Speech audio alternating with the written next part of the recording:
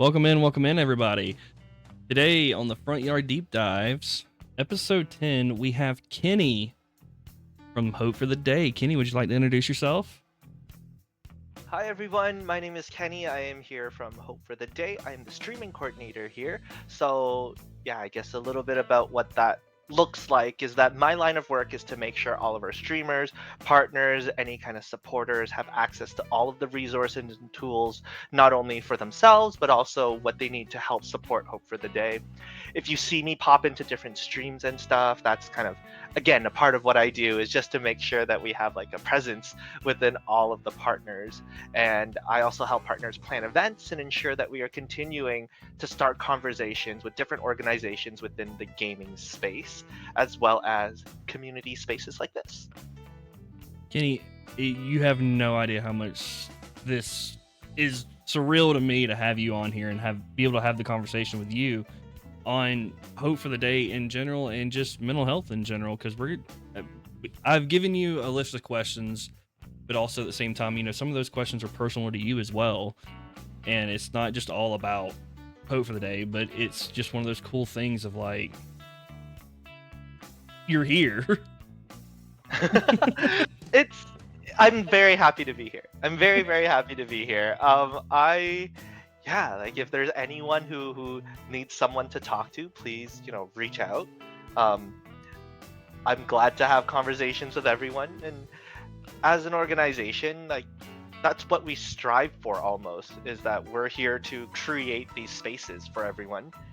And we had a conversation a little bit before, like there's no such thing as like a small streamer, a big streamer, or anything like that. It's just the fact that we're in a gaming nerd space, so let's make the best out of it. So Kenny, the other thing is you also told me before we started and everything that you were a social media or a manager for streamers in general. Yeah, so I've lived many lives, like in terms of employment and work and all that stuff. Like I've done so much in my time. A lot of that was within like the gaming nerd geek kind of space. I used to manage a team of fighting game community fighters, an FGC called AXL, Accelerate Gaming. So on our team, we had some content creators, we had some professional esports competitors within Tekken and Soul Calibur. Alicia X Life is her name, but she is my team owner from before, and she was a caster, very, very active caster in the scene as well. We had some background people that I helped manage, so that was all fun. I didn't tell you this, but I actually also used to own a gaming nerd bar in Toronto, where I used to live. Yo, that's so awesome. Like imagine a PC cafe, but with an attached bar and grill. Okay, so that's actually really cool, because there's a place like that in Atlanta that I used to hang out at a lot. It's nice. Really cool. There was like, more than those. So we were the largest. We were like 7,000 square feet. Wow. And then we used to host every single after party that came through Toronto. Like we hosted the Hearthstone Championships there, the Get on My Level, which is like a Smash Brothers tournament that happens in Toronto. We hosted their after party. So all those like pro players would come in, and then I would be in charge of like the operation. So I would, go and research them beforehand and be like, hey, that is Hungry Box. He's the best Jigglypuff player. Let's get him on the N64 we have here and get him to play some stuff. Or we had the League of Legends World Finals, and we're like, oh my God, that's Team CLG. Let's get them in there and let's, set up some 5 computers for them to play on, like, mystery accounts kind of thing. Like it was a lot of fun, and we would host all these after parties with like different communities of people. It was great. I really that is so awesome. Have you ever heard of Battle and Brew? Battle and Brew? No. Is that the name? That would have been the bar that we were at in Atlanta. Which nice. Shout out Battle and Brew, still an amazing place. Very video game themed. Awesome. They had the whole PC set up down the middle in the middle of the floor. They had PlayStations, Xboxes, Wii's, Nintendos, anything you could possibly think of set up for couches so everybody can come in like groups of 10 and sit down and just play games. That's Yeah, what we had as well. Very similar. I'm looking at them now, like very, very similar. So we had, I think, like 12 units all around of like PlayStations and Xboxes, and then we had 30 computers in the back. That was like the envisionment of it. We would host like watch parties and yeah. BlizzCon watch parties, all that stuff. And then I Oh, that is remember so like awesome. my best memory was League of Legends finals was in China one year. And then we got an extended liquor license and we just watched the finals on the big screen at 3 a.m. That And is that so was, cool. it's so great just to have like a community of people come in, be half asleep watching League of Legends with beer. It was Like we had awesome. the alcohol, we had the game, we had the friends, we had it all set up and we were ready to go. Exactly. Yeah, that is super cool. That is it's so weird hearing somebody else talk about a bar like that because it's not something that I'm used to hearing about. I've for the life of me have tried to find one where I live now and can't find one. Well, it's such a niche space. Like, unfortunately, the location didn't survive through the pandemic. Of course. It was just a really big space that kind of flourished off those after parties that would come in. Mhm. Like we had cosplaying after parties and all this kind of anime after party stuff there through the conventions and stuff. And that's Oh yeah. really where the bulk of the business kind of really held on to. But unfortunately, it just didn't happen. But it does take a very niche group of people to do something. I think right now, like in my area, um, there's those like arcades, but they're not really that kind of barcade kind of feel. It's Right. just, for kids. And like that's the kind of where we're at here where I'm at is we have that one spot that's it's a I think I can't even remember the name of it. It's something with pixels, but it's all the arcade machines and they have like a small bar in there, but it's like also more kid oriented. It's like not really where I want to be. Yeah, no, I get that 100%. And I think that's why, like, at least when I worked there, I really, really enjoyed the community and the people. It Right. was people our age coming together Yeah, it was to to and that was like nerd stuff.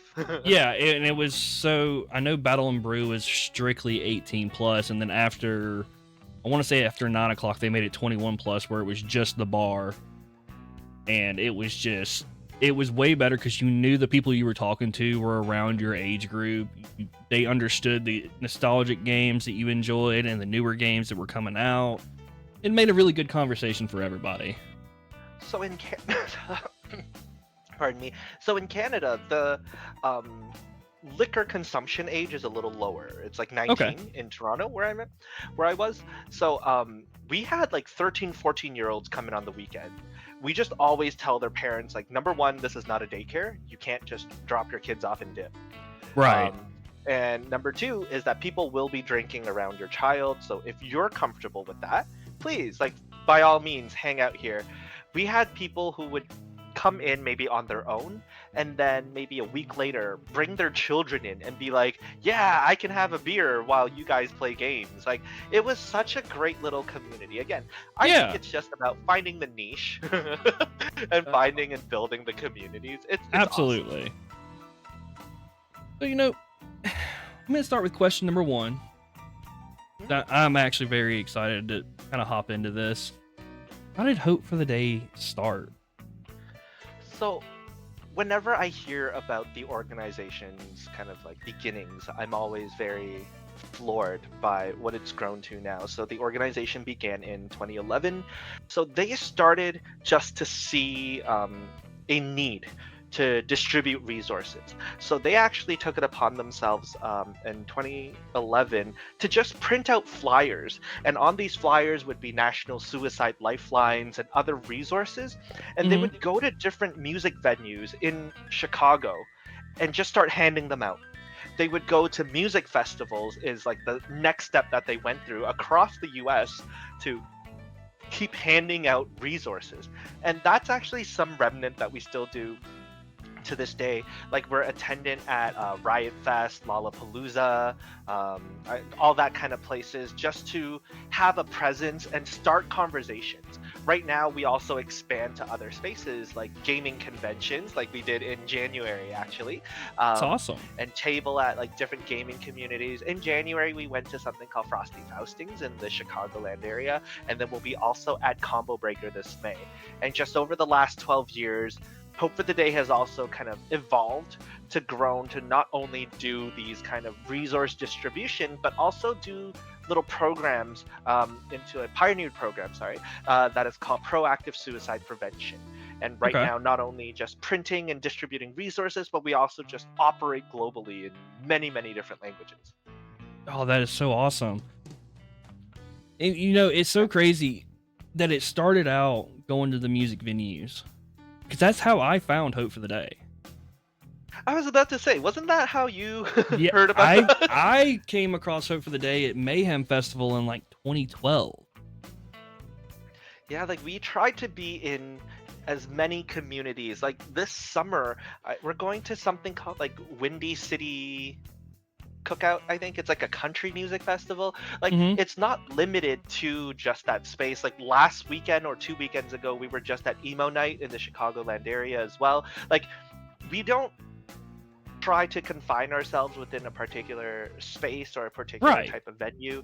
It's just, we never know what people are going through. And it's one of those things where we hope to just direct people. Of course. One of the things that I remember you saying, I think it was last week or 2 weeks ago on one of your podcasts, like you strictly, mentioned that and the person that you were interviewing are not clinicians in any way. We do the same thing here at Hope for the Day. None of us, at least like the working kind of operation side, none of us claim to be clinicians. We're all peer led, but we are also clinically backed. So every kind of material that we push out there into the world, anything that we distribute or has the visibility in any of our educations are all clinically reviewed. So we make sure that everything is kind of good to be distributed to people in Right. need. And that's all we're trying to do here is like you making a nice little community, creating a great space just to have those conversations. Right. And I mean it's, it's where it's got to start. It really, really is. Like one of the things that like we always talk about here at Hope for the Day is just talking about like I mentioned it briefly. It's called like proactive suicide prevention. So it's Hmm. done by the outreach of raising visibility of resources and information, like our initial starts of distributing resource cards or resources to anyone before they get to a point of crisis, or pointing people to our resource compass that's on our website. If you go to hftd.org/find help, you type in your little postal code in there and it'll direct you to different resources. We also try to do something that like we would try to educate into different communities to understand mental health. Like I think you took the e-learning license already, right? I haven't had even I've been so busy I haven't had a chance to even sit down and do it. So take your time. Again, that's why like I think that's why it's so great. Like honestly, if you or anyone who listens, any of your kind of supporters want access to this e-learning license, if you guys just kind of get in contact with Sick over here and Sick kind of let me know, I would love to also extend that invitation to everyone to Absolutely. educate yourselves a little bit more and understand mental health. It's not something that's just like, this is mental health. It's not what that e learning kind of promotes or creates and fosters. It's really just there to help you navigate and equip you with some of the terms and some of the ways of thinking to help understand mental health in a way where we can start dispelling negative stigmas around having conversations on Right. mental health. Because some people are like, oh, I don't want to talk about mental health because people will think I'm crazy. That's not the case. Yeah, no, it's And not the it's case at it's all. very, very bizarre. It's very, very bizarre the way that people approach mental health nowadays. I think it's been a lot better for sure in the last few years, but I when people agree. used to talk about mental health, it's like, oh, that's not real, or you're crazy for saying that, like it's so bizarre. It's gotten so much better over the years, and I wish it hadn't have taken so long for it to happen. But at the same time, it's better now especially with like a lot of stuff that's going on in the world currently with everything.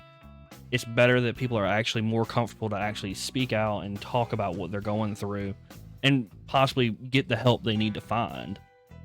Well, so the third thing in our like proactive suicide prevention is taking action, like to mobilize individuals like yourselves into the communities to foster these kind of proactive environments by equipping all of you with the right tools as well. Like you having that Streamlabs bot to help you with the find help button that helps, support everyone and your peers in your communities to honestly take the action that they may possibly need, which is why it's so great that you're doing what you're doing. I can't tell you enough that you are honestly this is the type of space that like I wish happens more. It's just an open platform to just have conversation. And it's what I strove for, was to create this, was to make it where anybody could come in and just talk. It didn't matter who you were, how you identify, how you believe in anything, just come in and talk. There is one thing I want to just quickly address. I think it was last episode. You guys made fun of Rick Astley and talked about Rick rolling each other. I unironically love Never Gonna Give You Up. It is probably one of my top 10 songs. And I was like, I will not stand for the slander on Rick Astley. But I just really wanted to make sure I addressed that before we continue to clear the air. Absolutely. it is a great song, but that Amy hates it when we Rickroll her. It is an awesome song. I love those songs that got turned into memes. Like Absolutely. That Rick rolling song.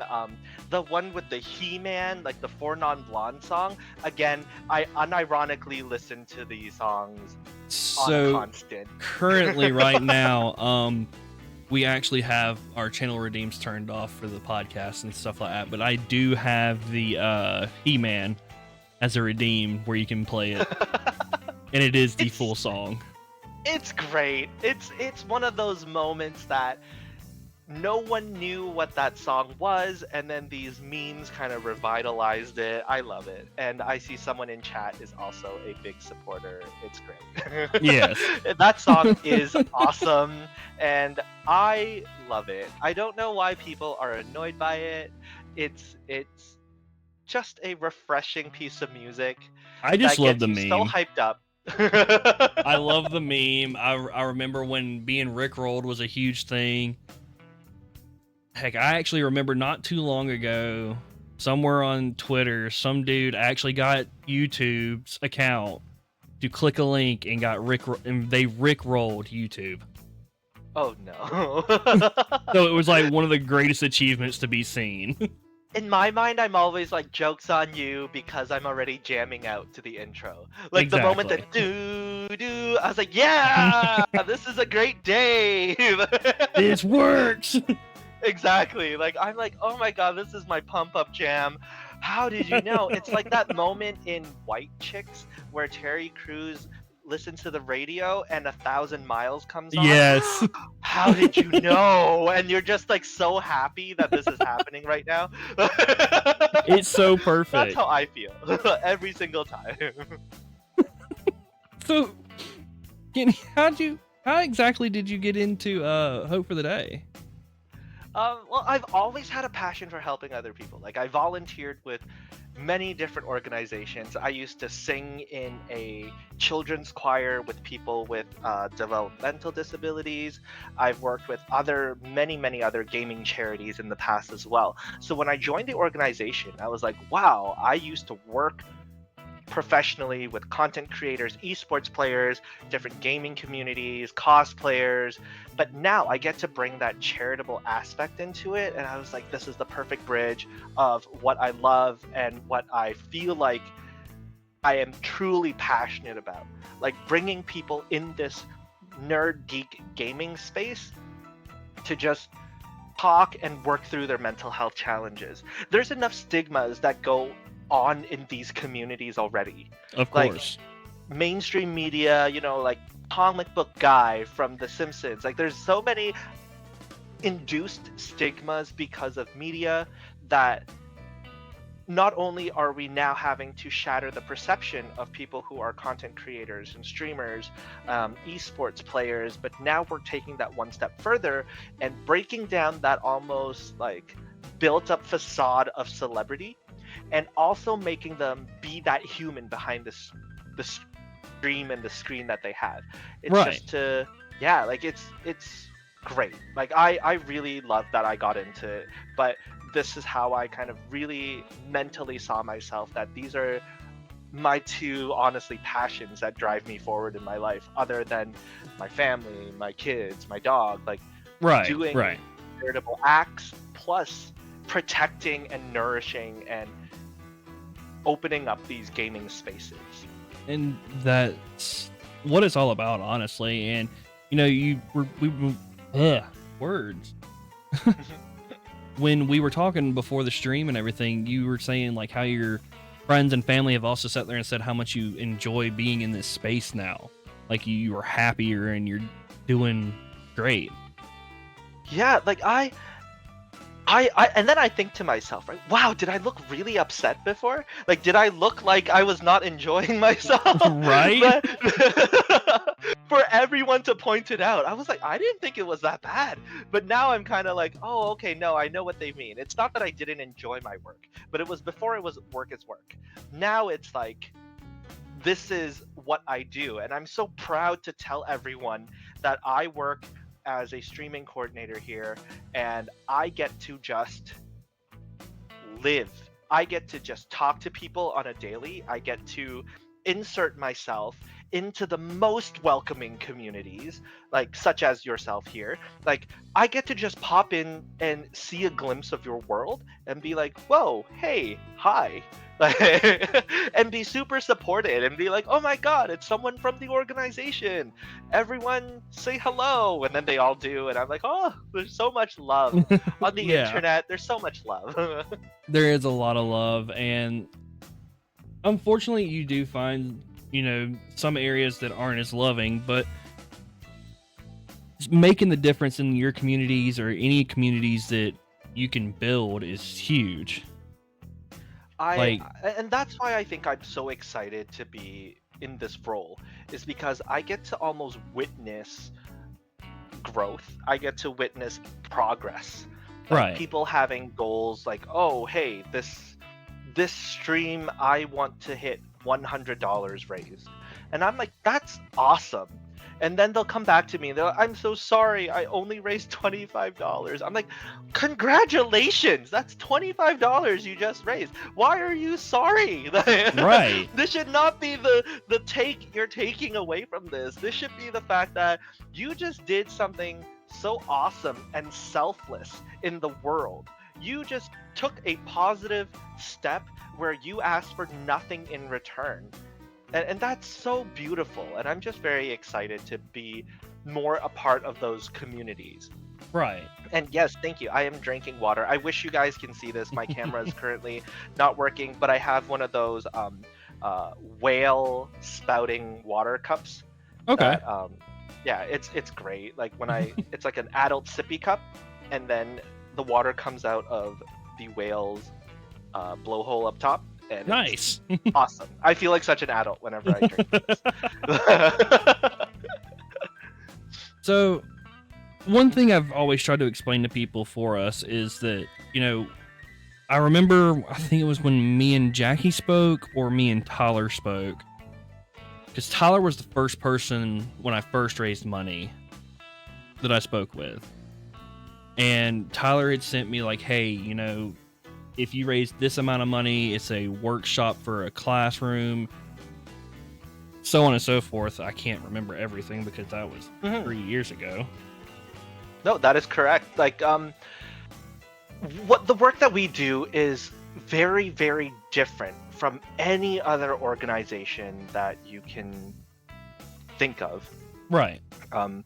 Like we're not like a hey, when you give us, when we raise $7,000, I can physically show you we built this machine for cancer research. Like, like it's not that one to one as obvious as some of the Right. stuff that kind of happens. But to your point, like we do um, try our best to make people aware of where their funds are going. Um, like you mentioned about like the educational classrooms, we operate in the Chicagoland area mostly when it comes to those school-based educations.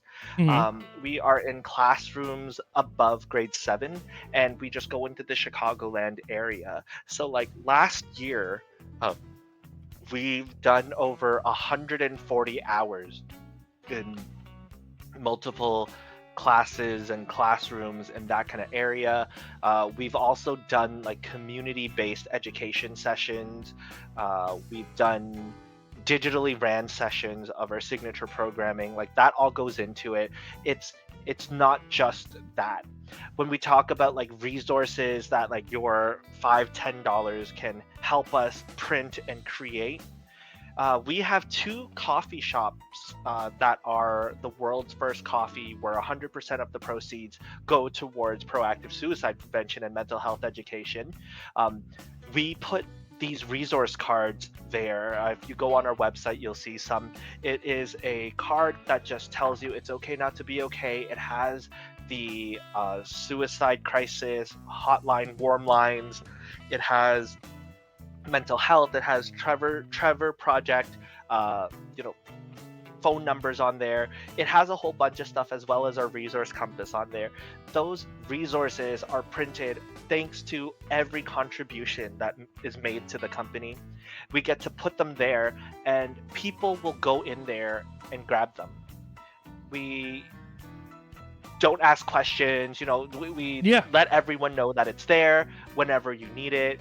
Like we've done so much in terms of distributing these resources, which is why I think it's so great. Like it really is. Like we've put on so many community events as well to get like the message out there, and also kind of bring people back to our websites. It's so much work. Like thanks to contributors like yourself, and I see Amy in chat as well. Thanks to people who participate with us, accumulatively, we've done over 2.1 million views of streams in the last year in 2025. Like that's a huge number. That's a huge That's impact huge. number, and it's great. Like people are knowing about us. They're learning. They're hopefully accessing and being redirected to resources. I have some numbers from like our 2025. This is also on our website in terms of our impact numbers. But yeah, so we do stuff like uh, almost 10,000 people were redirected over to the resource compass. There's over 10,000 resource cards that were distributed across all of our avenues, whether it be tabling at events or at Sip of Hope, or going to selling merch at some kind of convention, little things Right. like that. And it really allows me to feel the impact that way. Like when Of some course. people come to us at tables, um, it's not always jolly. It is heavy work at the end of the day, and we're just happy to provide a safe space for anyone.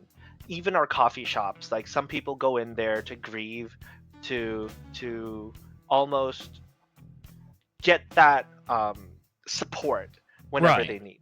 So yeah, like I'm very happy with what we do here, and honestly, the amount of programming that we're able to do, even those e-learning licenses, like you folks, the supporters, are the reason why I'm able to offer that to you and offer it Right. back into the community across many different outlets, is because of the work that you guys do. Like I'm just here living life, and I get to meet cool people like yourself and all of the supporters of the organization, and also reassure all of you that you guys have constantly perpetuated the organization to do more and do better and be able to reach more people and talk to more people in different community spaces, all thanks to your efforts. And it's been an amazing journey to raise as much as we have so far for Hope for the Day, because I think right now, currently, just for Hope for the Day, we are sitting at right at $3,500-ish that we've raised, and Congratulations. yeah, it's like it's a huge thing, and I've like it's awesome, and it's you brought up Sip of Hope, and it reminded me of a friend of mine here on Twitch, Cherry Legend.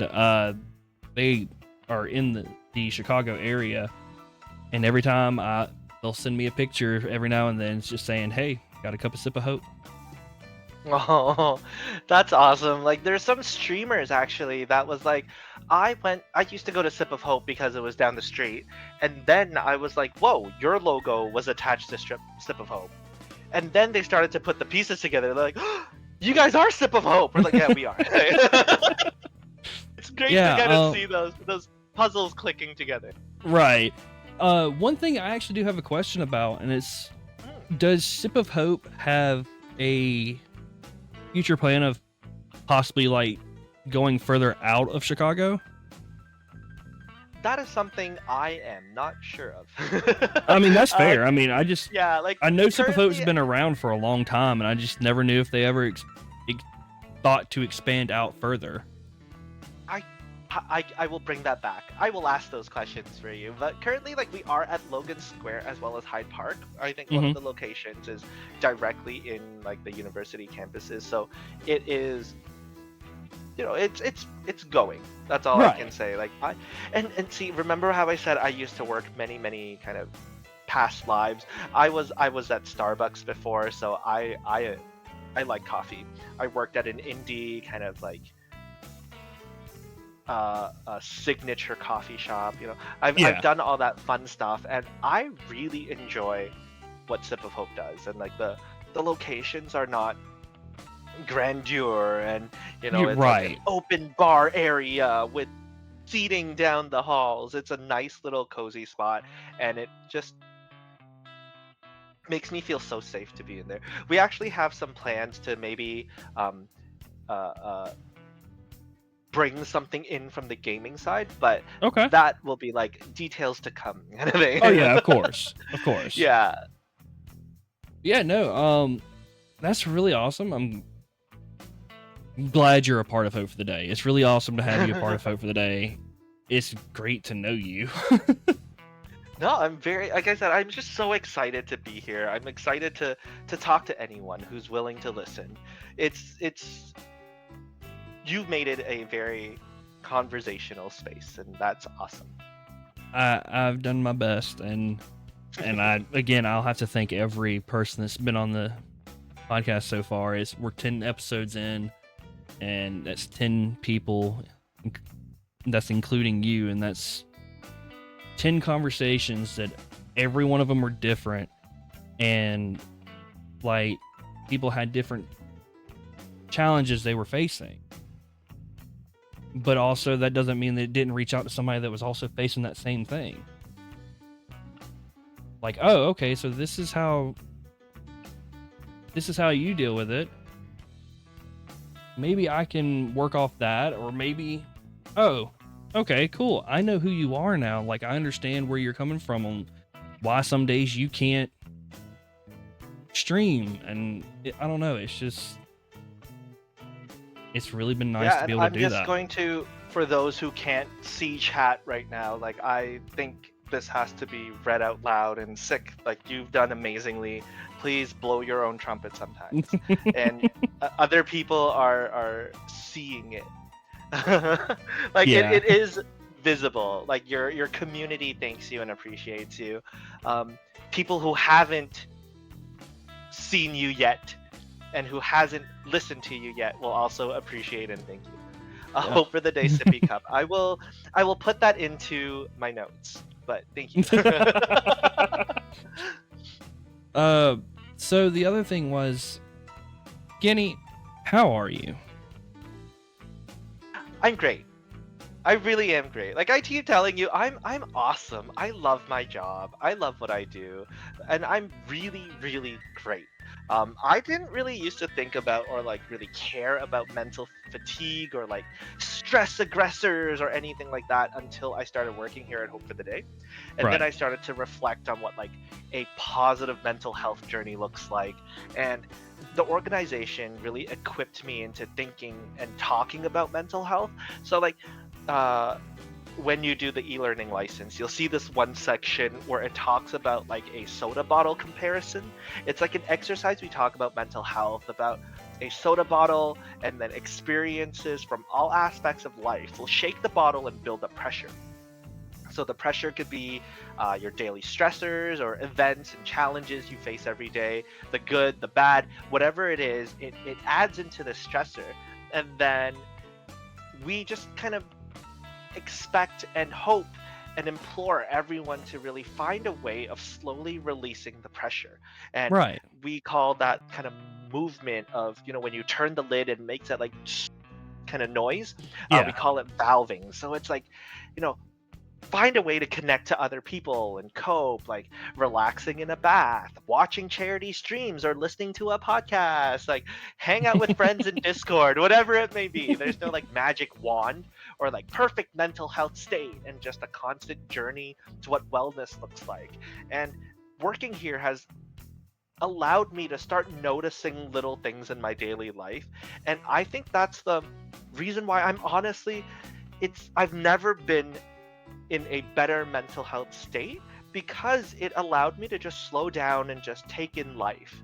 And I I don't know if you were in the whole spark joy Mary Kondo phase. I don't Were you around for that like No, I don't phase think I had was. that happened? So it was this book that came out about this Japanese lady who taught people how to tidy up like their houses. Okay. But then it was like, this is how you tidy up your life. Like they teach something called like the KonMari method, where you hold an item, does it spark joy? Right? And then if it does Right. spark joy, you put it back where you put it, find its little home, and then you move on with your life. Move on to the next item. Like Right. a card receipt that you held onto from 3 years ago from a gas station. Does Yeah. it spark joy? If it doesn't, throw it away. Thank it for its time that it spent with you, and then just throw it away. Move on. And I think like just finding little moments of what sparks joy for me. Like I walk my dog every single day, and Okay. I just take it in. I take a deep breath. I'm out in the country, like 3 hours away from Chicago, so it's like good air. Yeah. No Yeah. no cars driving by hitting me, that I can walk my dog freely in the neighborhood. And I just think to myself, my life is pretty awesome, that I am able-bodied walking my dog in clean air outdoors, and it just kind of moves me on to the next thing that I'm doing that day. Right. And I mean, that's It's great. me when I get in my car and take a drive. It's hey, let's just ride. Like, don't. Yeah, and that's your valve, right? Like That, if that's like yeah. what you enjoy to do, that's your valve. And like here recently, I've been having car trouble. It's in the shop again, but it was one of those things. My mom came and visited a couple of weekends ago, and it was the first time I had gotten in my car in I don't know how long. And my mom was in the car with me. I was like, "Hey, we're just gonna go ride around town." She's like, "What?" And I said, "We're just gonna go ride." And for 3 hours, we drove around town doing absolutely nothing but just driving around in my car. See, I was one of those like sleep in the car babies. Like, when like, oh my god, Same, my child won't be quiet. I'm gonna just drive it around the block. That was me. Um, same. From what I Whenever I remember, get my into mom a telling me, car, I, I I still was the sleep. same. I fall asleep if I stay in the car too long. Like I can never share that valve with you. But again, like that's the cool part about us being individuals, is like something you find relaxing is something that, I do differently, and it's just about finding your own. Like Yeah, walking your own path, finding your own, listening to other people's I used to also like I had a phase in high school where I love origami, hmm, and I would fold little origami turtles and then I would just Okay. leave them places, and that was like my my little happy moments in the day. Some may Nice. call it littering, so others will call it, art. I'm one of the people that call it art. Yeah, yeah. Again, like I will do it with like receipts at a restaurant. After get the bill, I pay the bill. Then I would fold up the receipt into a little turtle and put it back in the bill fold. Okay. I'd be in a library and I'll just fold a little turtle and then put it on top of a book. Little things like that. Like I think it's something that costs me nothing, but Right. hopefully, sparks something in other people. And I think again, that's why maybe like I love this organization and what I do here so much is the fact that I'm not really doing much except trying to open conversations. And when conversations get open, I'm like, yeah, my Yeah, day's right? work. I mean, so one question is that, and this one isn't on the list of questions, but it's just for you personally. Mhm. When you have to have the hard conversation with somebody, like the heavier one, I mean, how is it you help yourself deal with it? Because as a person like me, I try to be there for the person, of course, but maybe sometimes I don't deal with the after effects for myself better. So coming from somebody who might have those conversations a little bit more often than I do, how do you help yourself in aftercare for yourself? So I'm probably the worst person to ask about this. I'm not gonna lie. Like I take everything with me for a long time. Hmm. I'm pretty similar to you. Like whenever I try to help someone through something, or when we have those deeper conversations, um, it's because think I would like to believe that I have the empathy for most people. Um, Right. I never claim to know what they're going through. I don't. I never claim to know what anyone is going through. But then it becomes like I wish I could help. And I think sometimes it's understanding they weren't looking for you to help them. They were looking for an ear. They were looking Right. for someone to empathize and just really listen to the situation.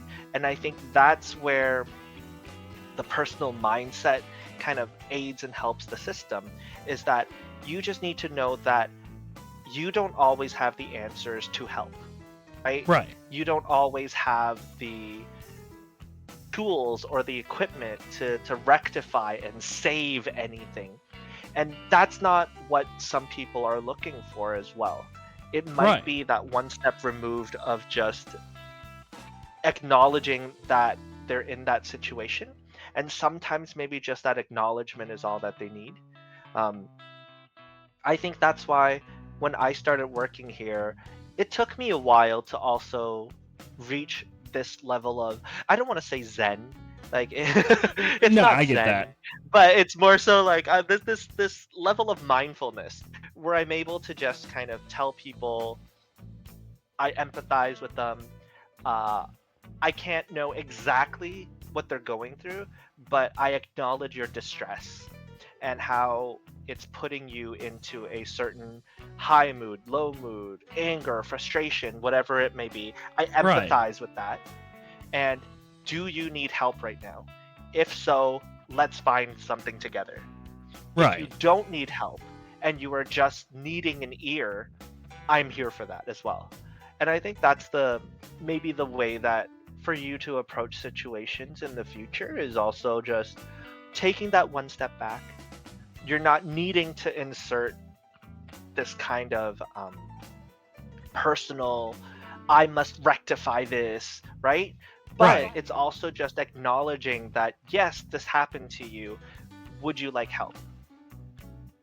Yeah. I am 33. Someone just asked how old I am. I'm 33. You, I do. I have really old kids. Is that maybe that's why? I it's have like crazy. You only got 16 me year by a olds. year. Yeah, I have like 16-year-olds. So I don't know if that makes me mature faster because they ask some difficult questions that I'm also like, wow, I may have just realized and sorted this out for myself in my early 20s. So Yeah. thankfully, you're asking me now. You've Yeah, asked me like before my memory has left me. right? I was like, oh my god, like thank you very much for asking me now. Yeah, it's I think it's just that kind of way of thinking may help you. Oh So yeah, of course. And I mean, you're that's doing why great. I've started You're now doing what you more. can. I started now more of when somebody either reaches out or something, it's like I'm listening. I will not give back to this conversation unless you personally ask for it. Well, that was one thing I think that also drew me into this line of work is to help streamers and content creators. Um, you guys have mods. Mods become like your family.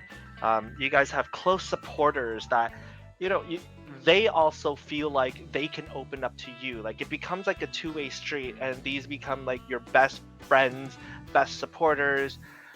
But you may need to also just draw that line. Yeah. From what I've seen before, is that like a lot of the people that I've worked with, they kind of get burnt out because it's, for a lack of better terms, it's almost like a trauma dump kind of situation, right? Like Right. where you guys are leaning and leveraging each other to really get off whatever you need off your chest and have those hard conversations with each other. While it's great to open up those spaces and allow for yourself to become such a pillar, just know that sometimes you're okay to not be a pillar. Like you're fine. I've heard Amy, and I also brought up the Rick rolling feud Ugh. before.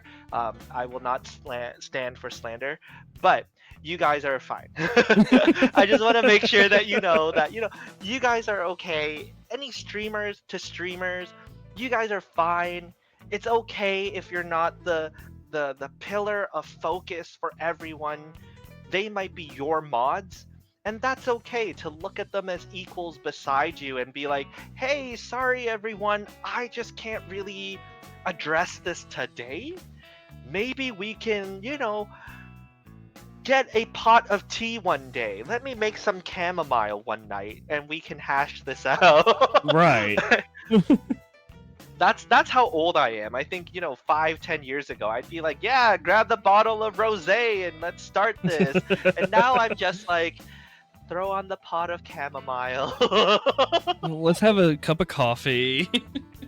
No, not even coffee. Like it's noon already. I cannot have coffee past noon. I'll be up all night.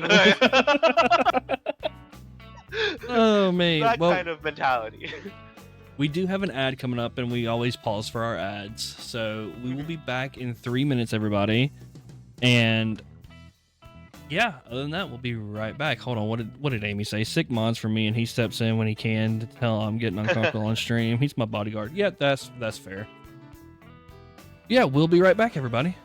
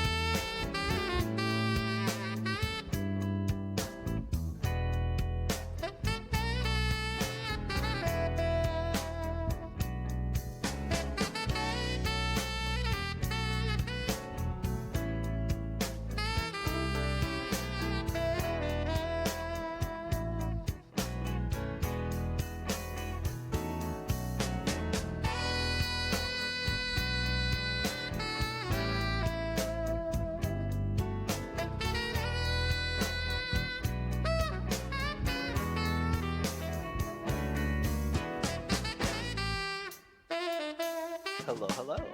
Well, hello. Welcome back, everybody, from the ad break. Me and Kenny were just talking while we were on Be Right Back for a second, and Kenny had brought up when I had taken kind of the 2-week step away from technology itself because of the episode with Bacon, and so, and I told you, I'd talk a little bit more about it. The reason being is my hometown, as I like to call it, is a cesspool. It's something that a lot of people I grew up with can't get away from. They're stuck, unhappy, and I used to be that.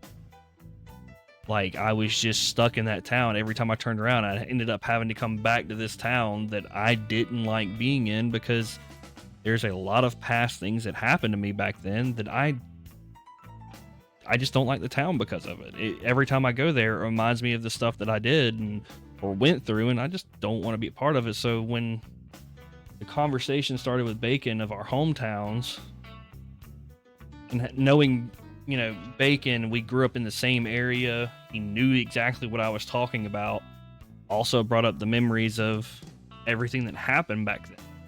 I was like, oh, I've really got to step away from stuff right now and deal with the memories. So again, this is one of the situations, like, perfect example. I can't say I know what you went through. Right. I grew up moving all over the place, so I don't have that kind of deep connection to any location. Maybe like the closest would be where I did high school. So I kind of understand that kind of, it's not that it's a small town, but it's like a small community of people. Like, I used to call it the Markham mentality. Basically, It's all second gen people, a lot of Chinese or Tamil, Southeast Asian kind of immigrants. They stay there. They all drive a Honda Civic, and then, when they get old, the children move into the house. Then they start their family in the same house, generation with generation with generation. No one moves out. No one goes in. It's like Pleasantville almost, where like people just stay in that community. They end up working in very similar communities. No one gets in, no one gets out. I can't say I know what that feels like. I tried to visit some of my old high school kind of friends, and you just realize, wow, I don't know what we have in common anymore, other than the fact that we went to the same school. Yeah, that was a really big one. I was sitting there seeing, like, wow, how are we friends in high school? Because this doesn't even make sense anymore. My favorite is, oh my god, you guys stayed together after high school? Like, I don't think I know anybody that did. Yeah, I knew a few people that, like, yeah, they started families like they did in high school, and I was like, huh, who would have known? I'm sitting here actually trying to think, did anybody actually stay together after high school? Which I kind of cut communication with a lot of people. Very bad habit of mine, but at the same time, it's a blessing and a curse. But I'm very good at just, hey, snip, I don't need you here anymore kind of deal. You Mary Kondo'd them out of your life. Yeah, it was just quick. Do they spark joy? Nope. Okay, bye-bye. Yeah, and that's a great thing to realize and notice. It took me until my mid-20s. I felt like I had to be a shapeshifter. I had to meld myself into every single community and every single friend group. It would drive me crazy when people didn't like me. Right. I don't know if you're. Yeah, we're a similar age. You watch Friends, right? Like. Yes, I was more on the anime side. No. Yeah, I was definitely on the anime side of stuff. Let me think. What would be an anime equivalent? I was like Sailor Moon, like Usagi. Yeah. Okay. Like, I needed to be friends with everyone, and when people didn't like me, I'd throw a fit and be like, "Why don't you like me? What did I do wrong?" Like that's very Usagi. Like Right. it's kind of like that mentality where I'm very much like I want to make sure everyone's happy around me, and that's what took a huge toll on me. My current partner slash husband was the one that kind of pointed it out. Like, why are you trying so hard for these people that may not know you or may not, honestly, as harsh as he was like, they may not care the moment you turn around. Um, I moved down here into the States maybe about 4 years ago, Okay. and before I left, I invited only like a handful of people. I only told a handful of people that I was leaving. Yeah. No one else from this handful of people ever reached out to me. They just didn't, and that's okay. And I Yeah. was okay with that. And I think that's where that kind of level of acknowledgement came from. It was like a wow, you know, I am Yeah. gonna just put effort into people that put the effort back into me. And maybe that's what you need to just, Mary Kondo them from your life. Right. And I Thank mean, them for that's being in your life and having cross paths with you, and then just you don't moving. spark joy. It's time to move on. Yeah. And I mean, that's what I did with a lot of people from my hometown. It kind of the same situation like when you move to the States. I told nobody when I moved to where I'm currently at. Mhm. And to this day, there's still a lot of people that have. There's one friend that I think I've had from high school that we have our Snap streak on. It's really the only reason I have Snapchat still. It's because we have a like 1,500 day long Snap streak right now. Nice. So it's one of those things of like, that's the one person that always hits me up. Hey, how are you? Miss you. When are you coming back to town so we can see each other? And other than that, it's if nobody else reached out, there was no need for me to stay in contact. That's the way I've Yeah. seen it. Mary Kondo them out of your life. Absolutely. But, it was I've always been very self-aware of the things that I have challenges with, that I, work on and actually push myself to be better at. And one of those things is just being able to notice hey, you're going downhill. You need to stop for a second. But I also think on the flip side, right? Just to play devil's advocate here. Yeah. It's not only just to notice those aspects and also acknowledge those, but it's also maybe just finding the goods in the bads as well. Like before stream started, we were talking about that PSP Final Fantasy movie. Like that came from that Canadian community that I was talking about. Like that I honestly didn't really get and understand that way of life of just being stagnant. But back in the day when I was there, for the time that it was, and it did bring me joy to share that moment with my friends. Like there were 6 of us gathered around a PSP watching a movie. Do you know how big those screens are? Like they laughable. aren't big. Compared to like an iPhone right now. That's Right? what we had to hover. And it was like during lunchtime, so we had to watch it over 3 days because it didn't all fit into one day.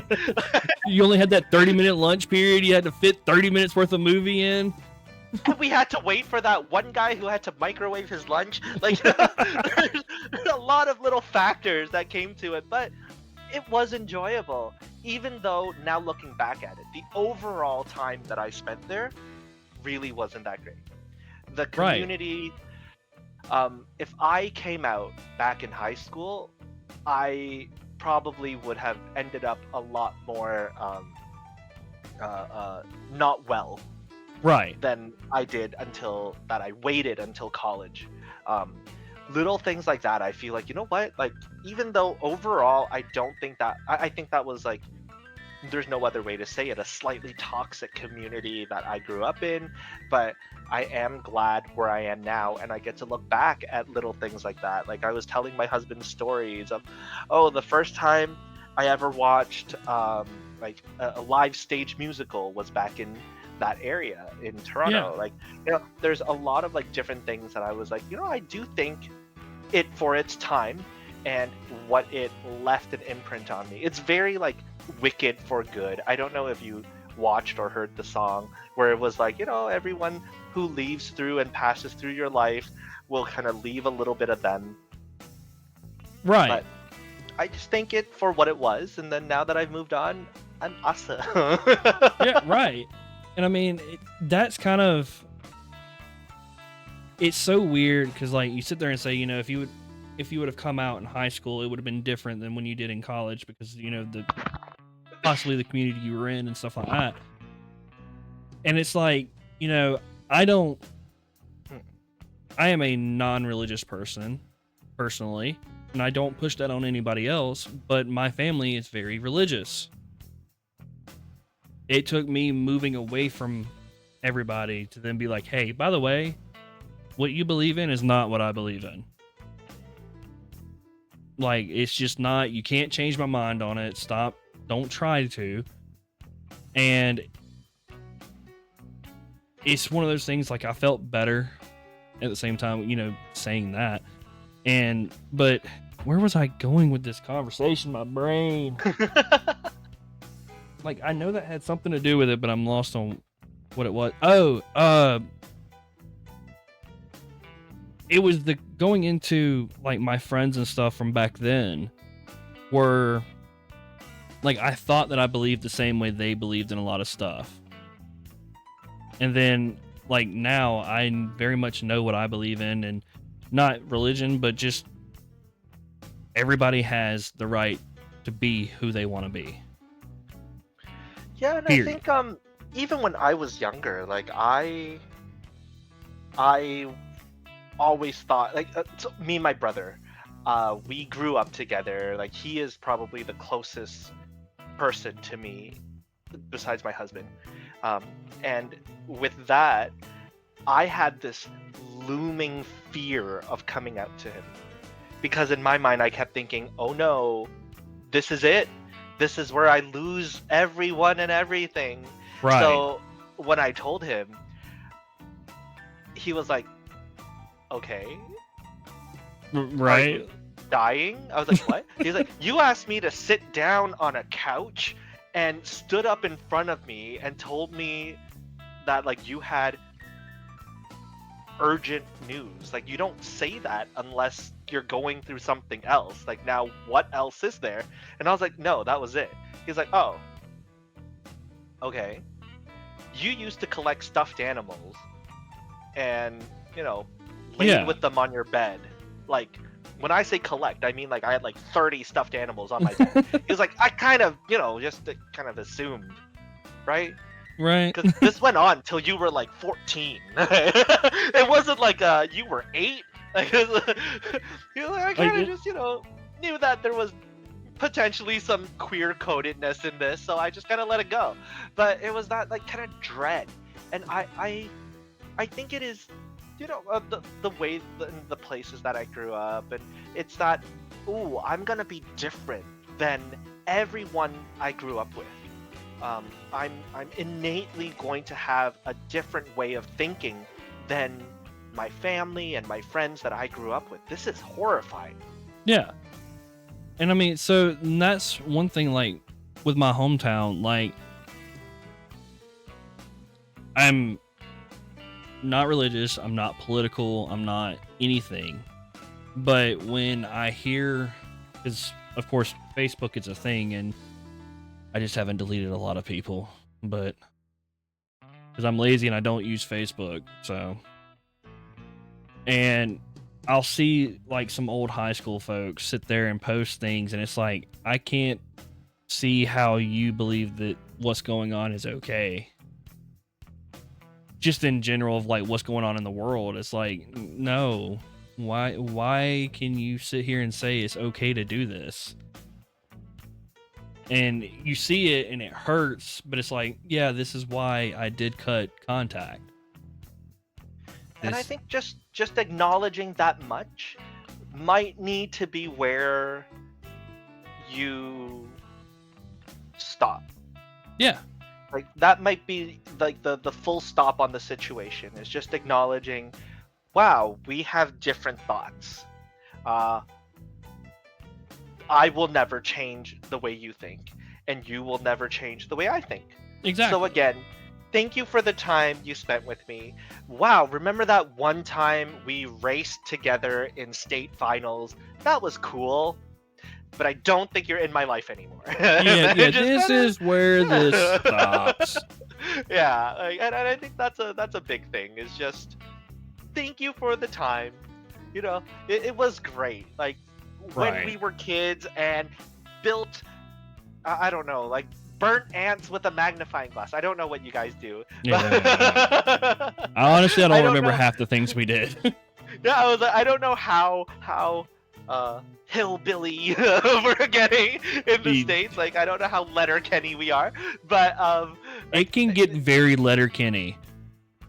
Very Letterkenny was actually Letterkenny. close to me up in Toronto during my college kind of years. But yeah, Oh, like I don't know what extent that kind of looks like or looked like for you. But just wow, that was great for my time when I was there. And then just cut it out. I personally don't have any social media that's not work related. Um, I've the only social it's media I been great. have is Instagram, and I only talk to 2 people on Instagram. So, and So both of them are my my husband mods. So, my husband is great at this. He'll be like, okay, well, why are you have you ever tried asking them, do they have an alternative communication method? Because if they do, then delete Instagram. If there's two people holding you to a social media outlet, you might not need it, right? Like if you want to yeah, remove it from your life, remove it from your life. Um, I deactivated everything, like Instagram, Twitter, Facebook, everything. Um, and it's great. I get to see the people that I want to talk to. If I need to talk to someone, I will go out of my way to find a communication method that isn't social media. And it right. was really nice. I realized I didn't have my mom's phone number until that happened. And then I was like, oh dear, like I really have no way to talk to my mother after I deleted social media. And then I had to email her asking for her phone number. It was great. How'd that But conversation go? no, I honestly just told her, I was like, hey, I just deleted everything. I don't have your phone number. What is it? And then she was like, oh, are you okay? But here's my phone number. I'm like, yeah, I'm awesome.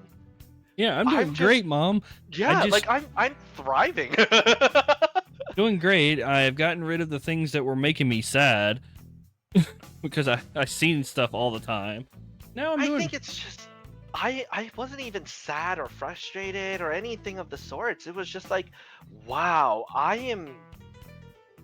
I'm putting in hours and time of my life to read stuff that I don't necessarily agree with or I don't align with. Like Exactly. I could have used that 30 minutes and, watched 2 episodes of One Piece because I've never seen it before. I know it's a big deal. Like a lot of people It's tell me not that big of a deal for me. I am one of the people that refuse to start One Piece. I've not done it yet, but my kids and I are currently watching the live action, which is making me want to watch the anime, which I makes me want to read the manga. But in my mind, I'm always like, wow, that 30 minutes I could have spent doing something that brought me joy, yeah, and I as mean that's opposed kind of where to I've been these doom this scrolling. past week or so. Is I'll get home from work, shower, do everything I need to do, and then I'll sit on the couch just like, do I want to go get on my computer right now? No, I don't. I'm gonna start my Xbox on, turn my Xbox on. I'm gonna get on Crunchyroll. I'm gonna find something to watch. And I'll So sit there and I'll just start a random anime and just be like, okay, we're gonna see what this is about. so I have 2 children. Like they're 16. They're pretty old kids. Um, I want to mark that 2026 is finally the year that I have got them off of dubs, Oh, and congratulations. they're starting to appreciate the beauty of voice acting in dubs, where it's no longer over exaggerated anime voices, Oh where my it's god. people talking. Like, and they're like, oh wow, his voice sounds so different. I'm like, yeah, because they're not trying to make it like animated, because the anime is already animated. They don't need to Right. also sound animated. There's Right. already crazy stuff happening. Like, So they're it robots that are actually flying. messed me up. I was watching what's the name of that? My level 1 skill makes me OP or whatever, or I'm stuck at level 1 my, and my my unique unique skill. my unique skill makes me OP even at level 1, I Yeah, believe. that one. That one. And it started in dub, and I was just like, I don't really feel like changing it, so I'm just gonna let it play. I'm probably gonna fall asleep anyways.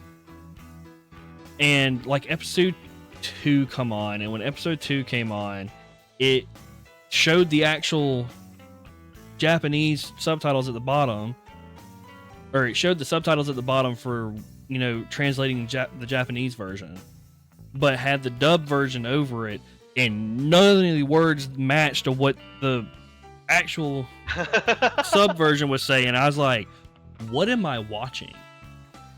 Well, it was like my kids refused to find out the ending of Naruto because it wasn't dubbed. So they haven't watched a single episode of Shippuden until last month. Um, That's crazy. they were just happy that that's where the anime ended because it was fully dubbed. And I was like, no, that cannot be. You can't be blissfully ignorant that, you know what? This is how Naruto ended. I was like, there was no ending. How do you think this was the end of the story? And they're like, no, it's fine. I don't want to watch it in subs and dubs. And I'm like, oh dear. No, no, no, But no, no, now no. they've moved We are past gonna that. sit down and do this. Yeah, they have moved past it. But no, like I think it's it's just changing what your mindset was and is, and exploring some new options, taking the time to not do anything really Yeah, except what you want to do. And again, be like my kids, be blissfully ignorant that Naruto ended where Sasuke is kind of evil and Sakura just left to learn fish healing, yeah, no, and that that's the ending of the story. I'm okay with that. Was what they lived with for I think 5 years until they started to watch the dubs. And I was like, this yeah. isn't real. So I never actually had an issue with sub or dub. The thing that always got me was that if I started a series in dub and I got used to the voices from the dub, I couldn't swap to sub. Because I got used to hearing them speak one way and my brain couldn't like swap back and forth. I've forced myself out of that. Yeah, like, and I think that's a big impact on like why they do it too. Like they're like, oh yeah, you know, this is how All Might is supposed to sound, but now All Might doesn't sound like that anymore. I'm like, Right. Because interesting. the one thing I couldn't do is I grew up watching Dragon Ball. It was every time I got off the bus, first thing we did was run to the house and turn on the TV because Dragon Ball was coming on in like 15 minutes. And of course, living in America, Cartoon Network is dub. When I heard the voice actor for Goku for the first time, I was like, I can't do it. I have spent the last 18 years listening to this in the dub version. I cannot swap. That is not Goku. So, because of my upbringing in Hong Kong, all of these anime that I was watching was all in Cantonese. Okay. Kind of closer to their Japanese counterparts, but not really. Right. And then you watch it in English and you're like, wow, that was really, really different. And then you watch it again in Japanese and you're like, wow, it's really, really different again. Like, why is there Why so is all many this- iterations? Yes. Like, what is happening? Like taking Sailor Moon again, full circle back to Sailor Moon. I was like, huh.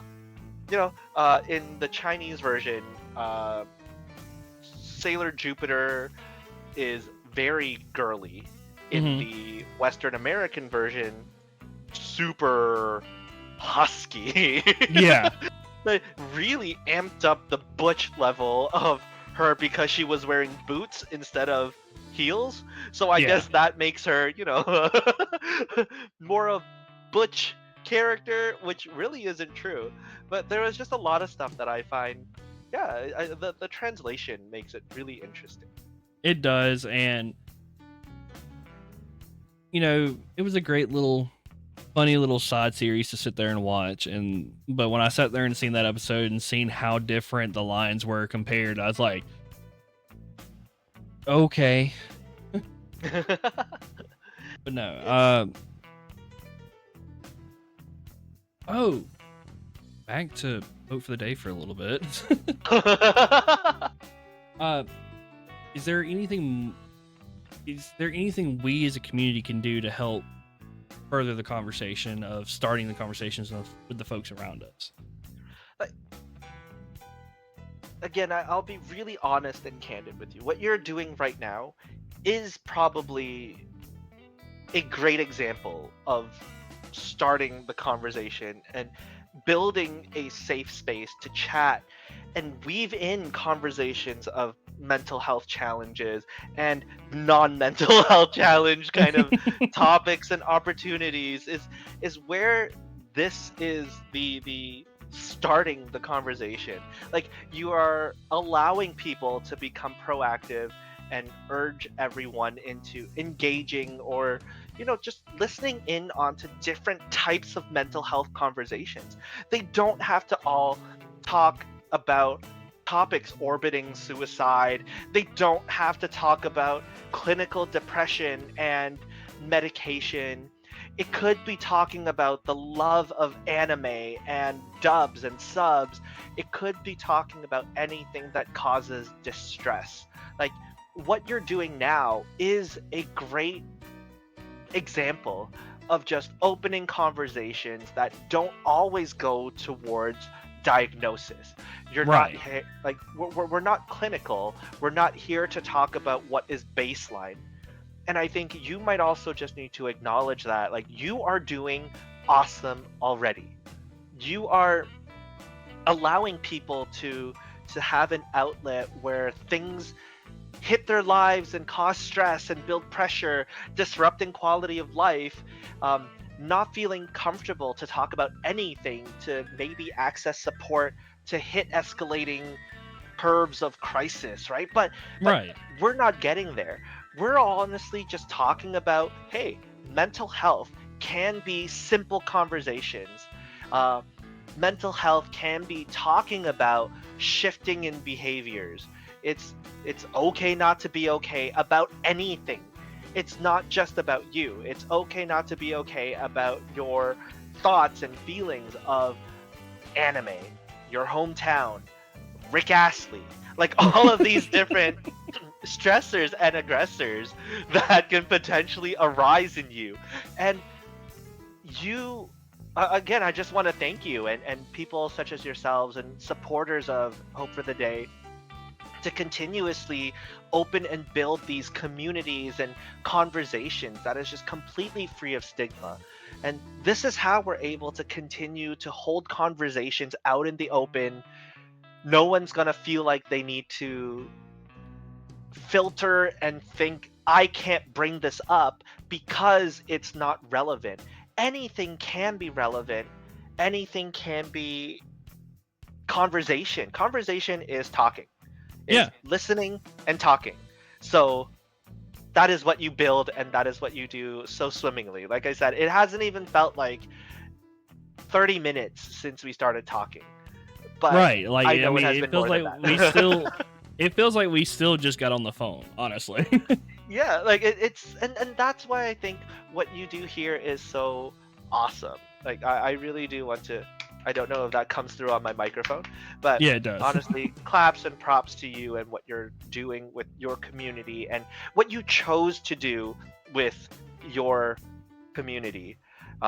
The fact that you invite people to come and hold conversations, the fact that you accept people and accept any conversations being brought up. You know, it's not structured to a point where we're going to go through this is the rundown of the podcast. You know, we are just talking, and that's what it comes down to. People in their everyday lives, like whether it be through the digital scope or in your interpersonal scope of the people around you, it's just opening those conversations and holding them in the open, whether it be just about, oh my god, I had to shovel snow again today. Oh Right. wow, it is sunny and awesome outside right now. You know, I don't know about where you are, but Illinois weather, it was 40 this morning, but now it is 70. Like, I don't really know what those mean because I'm Canadian, but I hope it meant something to you folks. It's one of those things that it's a great place to just talk about whatever was on your mind. Oh And yeah. I really, really do thank you for, first of all, inviting me on here. It's been an awesome time. I've had so I much fun talking to you. I was so excited when, we, because when I started thinking about doing the podcast, it was me and my friend Clove, who was the second episode. We were sitting down. I was like, I'd ran it past a few folks of possibly, starting it up, and it's like, I don't know how it's gonna work. I don't know how the grab for it's gonna be. I was like, why am I thinking about how well it's gonna do? That's not the purpose. The purpose is to start the conversation. So screw it, I'm gonna do it.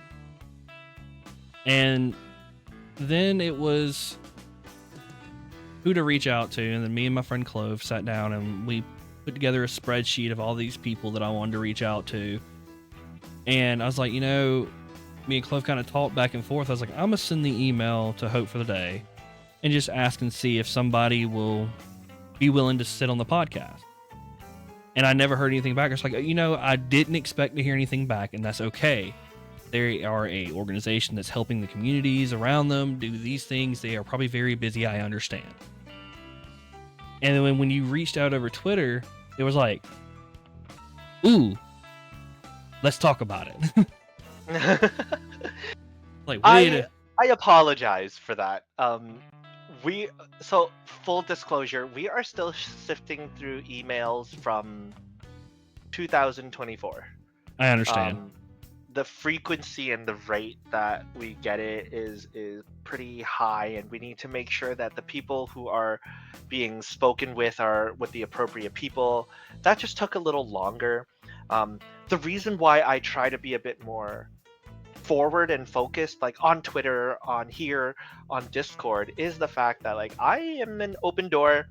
Please, if anyone is interested in getting involved with the organization, planning a stream, doing whatever way that you want to be involved, if you feel uncomfortable, just sending an email, yeah, shoot me a message on Twitter. Like, I run the Hope for the Day account, so I'm your main point of contact there. If you join our Discord, you can see it says Kenny Hope for the Day. You could just ping me, like, even mention me if you need to. Right. I think we mentioned we talked about this a bit offline, but it was kind of like I want to make sure I'm present for you guys. Like, the reason why I get to enjoy and love my job every single day is because I don't have the hard job. I have the job to be present and show you supporters that we're here. We're listening. We see the work that you help us carry out, and we're so appreciative of everything that you do. Like, it's really, really great. It brings us back to the reminiscence of how we got started, right? Like, Yeah. we didn't plan or print anything fancy. It was someone wanting to make a change, and any kind of support and help and engagement and conversations just help the cause, because we're opening them up and we're starting the conversations. I actually didn't know y'all had a Discord. I somehow missed that on the link tree. So I Yes, just joined we have it. a Discord. So the Discord's just for, like, monthly updates. I wouldn't Right. look too deep into it. But please feel free to hang out on Discord. It's not as active as I would like it to be yet, but that's okay. Will we get Because there? right We will get now, there. yeah, we'll get there. It's really just for me to another way of communicating directly to people who want to know. Like Right. some people like Twitter updates. I hate pings on Discord, so I limit them down to once a month. First week of the month, I do like a month recap of, hey, this is what's happening this month. If you guys are interested, shoot me a message. If Right. not, thank you for reading. Like that's all it comes down to. So yeah, feel free to reach out wherever you may need it or wherever you want to. Even if you're just like, I'm thinking of doing something. Yeah, message me. Let's try to figure it out. Right. Maybe you need another person to listen to and just kind of bounce some ideas off. I'm here for that. But and real quick, because I just sat there and remembered, you were talking about the weather. Mhm. Sunday was 80 degrees, which is roughly let me think of it in Celsius. If I'm right, it's somewhere in like the upper or lower 20s. Okay. Yeah. So it was in like the lower 20s in Celsius. I see that here. Yeah, like 26 Celsius. Yeah, somewhere in there. Okay. And I have to think about thank you, Blake. I have to think about it in Celsius because everybody I know is out of this country. And everybody uses Celsius but us, and it's like I'll learn the conversion rate close enough in my head. So how I was taught was you think of Fahrenheit as percentage hot. So when it's 80, it's like 80% hot outside, which means it's pretty hot. Right. When it's down to like 30, it's 30% hot, which means it's on the colder side. You know, honestly, that's the best explanation I've heard for this in a while. That's the only way I have to go off of it. I don't know what any of these numbers mean. I just think of, okay, well, 50% hot, it means I'm okay with a jacket. Like, that's how I think about it. Okay, that's actually a really good way of thinking about it. Yeah, I don't know anything about Fahrenheit, but that's all that's I know. fair. Honestly, as confusing as it is. All I know is that 98 Degrees was a band, and it was really warm.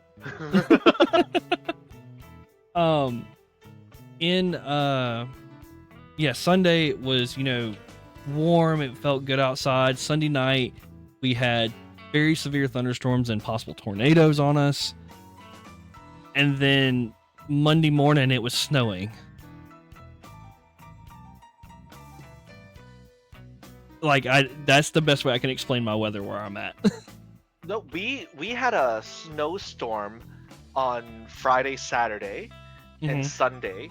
Like 7 inches of snow. Yeah, so part of the snowstorm you had is the severe thunderstorms we were having. Yeah, yesterday it was 80 degrees, and then everything melted. And I was like, huh. My husband always says, "Welcome to the equator." Is what he always says, and I'm like, huh. It's crazy. Scotland. Oof. Yeah, I don't know. I don't know about that. In Asia, all we always had to worry about was just rain. Right. But now it's like, oh, there's extreme heat. Didn't know what that was like until I was here. Definitely a change of climate. Definitely a change in climate, yes. The other thing is try not to come any further south. It gets worse. I think this is as south. I'm like Midwest, but I think this is as south as I'm gonna go. Like, yeah, that's what I'm saying. I remember 90-degree weather, and when I walked outside, I was like, I can't really breathe. And they're like, yeah, that's normal. I was like, oh, huh. So right now, currently where I'm at, we're in the pollen apocalypse.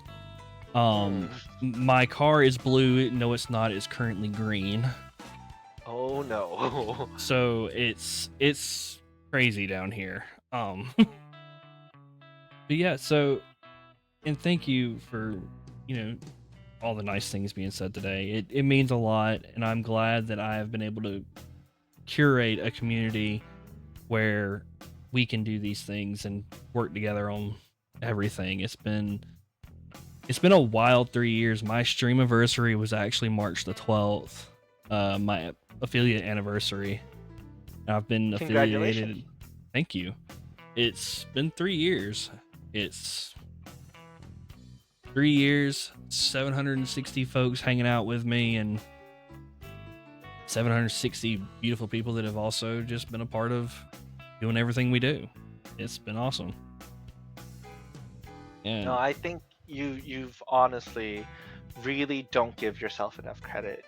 It's one thing to say I want to do, and it's one thing to do it and keep doing it.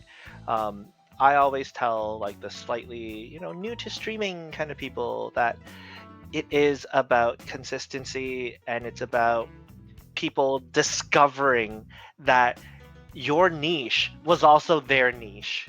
yeah, Like, people resonated with you and will continue to, and there are like millions of people in the world, and maybe you'll find more people who resonate and want to come together and experience the world with you and alongside you as well.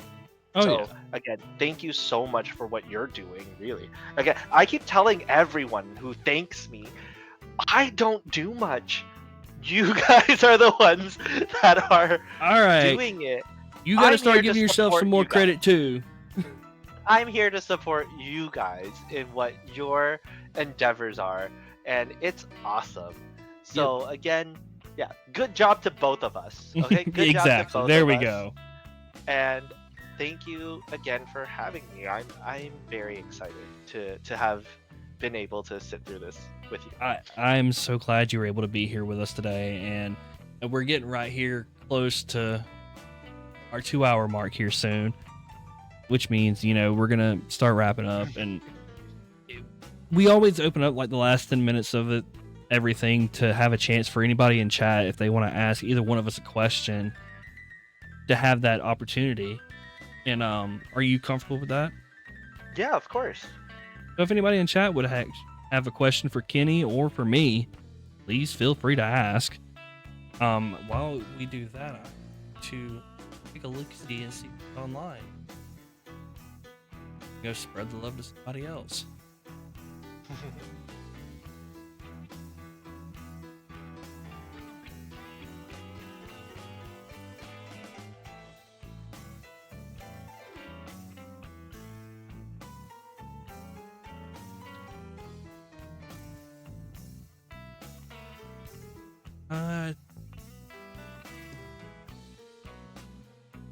Any questions? So that's perfectly okay. Yeah, no, and that is great. If you do have questions though, and you don't want to ask it on stream, please feel free to reach out personally. Like I said, I do run the Twitter account for Hope for the Day, so you could just message me at Hope for the Day on Twitter, or sorry, X. Or also, if you want to email me at kenny@hopefortheday.org, that would be great as well. Blake has questions for you, I guess. Yeah, I know those questions and they can't be answered publicly. And I will let you two handle that on a private note. But And no, thank Mama Sick thanks Sick for helping over the day as well. Like I keep telling him, the creators are the ones that allow us to engage in their space. They're the ones that are allowing us to be a pivot for them to open up conversations. They had the idea to do it, but they needed almost like a front man to be like, this is why it's important. This is why we need to continue to do this. Look at all this information that is proving that this is necessary. I'm just glad that we could be there as a point of reference to really show that his ideas of what a safe space should be, his ideas of why starting these conversations were important to his community are almost validated, and acknowledged that his concerns for the well-being of the people around him was so selfless and so eye-opening to the people around him. So again, thank you for being so brave to help shatter these stigmas around mental health and just kind of force people in your vicinity to actively engage, whether it be listening on YouTube or on Twitch, or even just looking back at, hey, I know this guy named Sick, he does this, right? Right. It's already that one step.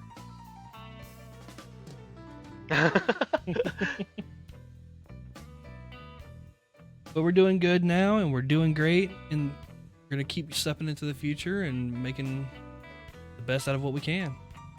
Yeah, and again, like I And said, if you ever need anything, you in particular, Sick, you message me as well. of course, of Like course. the point of conversation is always open for you as well. Like it's like we talked about before, it's not just your community, but you as well, Of right? course. Like please put Absolutely. yourself at the forefront of that um of that mentality as well.